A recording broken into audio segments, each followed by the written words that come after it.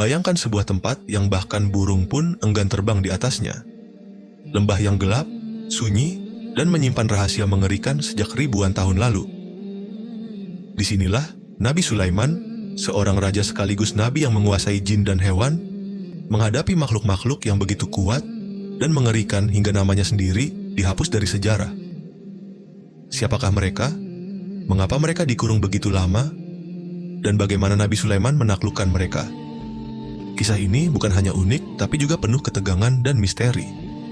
Simak kisah lengkapnya sampai akhir, karena ini adalah salah satu kisah terseram dalam sejarah para nabi. Pada suatu hari, Nabi Sulaiman menerima kabar dari pasukan jin yang bertugas menjelajahi bumi. Mereka melaporkan adanya sebuah lembah yang sangat aneh. Tidak ada kehidupan, tidak ada suara burung, dan udara di sana begitu berat hingga bahkan jin pun merasa tercekik jika terlalu lama berada di sana. Mendengar hal ini, Nabi Sulaiman memutuskan untuk memimpin ekspedisi sendiri. Ia membawa pasukan yang terdiri dari manusia, jin, dan burung-burung yang selalu membantunya dalam perjalanan. Saat mereka tiba di lembah itu, suasana langsung berubah. Angin yang sebelumnya sepoi-sepoi mendadak berhenti. Seolah-olah lembah ini berada di dimensi lain, terpisah dari dunia yang biasa mereka kenal. Pasukan jin yang biasanya gagah, tiba-tiba terlihat gelisah. Salah satu jin senior bernama Zulkar berkata, "Wahai Baginda, tempat ini bukan tempat biasa. Ini adalah penjara bagi makhluk yang bahkan kami sendiri enggan menyebut namanya." Namun, Nabi Sulaiman tetap melangkah maju. Ia tahu, sebagai pemimpin yang diberi kekuatan oleh Allah, tidak ada satupun makhluk di bumi ini yang bisa melawannya kecuali dengan izinnya. Tiba-tiba, tanah di bawah kaki mereka bergetar. Dari dalam lembah yang gelap, terdengar suara gemuruh seperti raungan makhluk besar.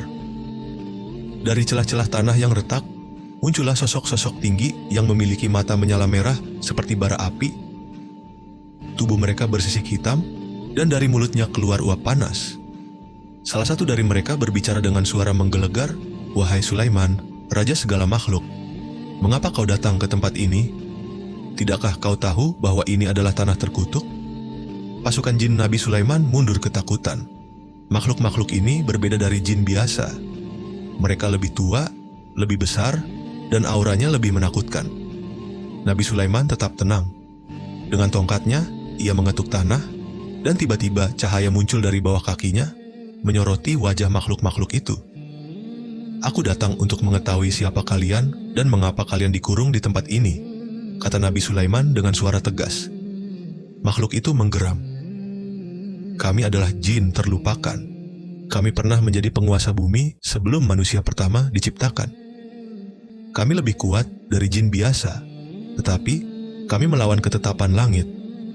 Karena itulah kami dikurung di lembah ini, dibuang dari sejarah, dan dilarang menyentuh dunia kembali." Mendengar ini, Nabi Sulaiman mengerti bahwa mereka adalah jin pemberontak dari zaman dahulu.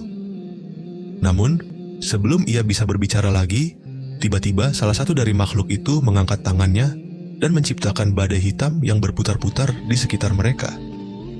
Langit berubah merah darah. Pasukan jin Nabi Sulaiman mulai panik, sementara burung-burung yang menemani mereka terbang berhamburan. Namun, Nabi Sulaiman tetap berdiri tegap. Dengan kekuatan yang diberikan Allah, ia mengangkat tangannya dan membaca ayat-ayat suci yang langsung menggema di seluruh lembah. Cahaya putih menyilaukan keluar dari tongkatnya, dan dalam sekejap, badai hitam itu menghilang. Makhluk-makhluk itu berteriak kesakitan. Mereka mencoba melawan, tetapi kekuatan Nabi Sulaiman terlalu besar. Dengan satu ayunan tongkatnya, tanah kembali terbuka, dan makhluk-makhluk itu ditelan oleh bumi, dikurung lebih dalam dari sebelumnya. Setelah semuanya berakhir, Nabi Sulaiman menoleh ke pasukannya yang masih ketakutan. "Ketahuilah," katanya, "bahwa di bumi ini banyak rahasia yang tidak kita ketahui. Tetapi tidak ada kekuatan yang lebih besar dari Allah. Setiap makhluk, sekuat apapun, akan tunduk pada kehendaknya." Sejak hari itu, lembah tersebut dijuluki Lembah Maut, tempat yang tidak boleh dimasuki oleh siapapun. Jin-jin pun memperingatkan keturunan mereka agar tidak pernah mendekat ke sana. Namun, hingga hari ini, beberapa jin masih berbisik bahwa di suatu tempat di bawah tanah, jin terlupakan masih menunggu saat yang tepat untuk kembali.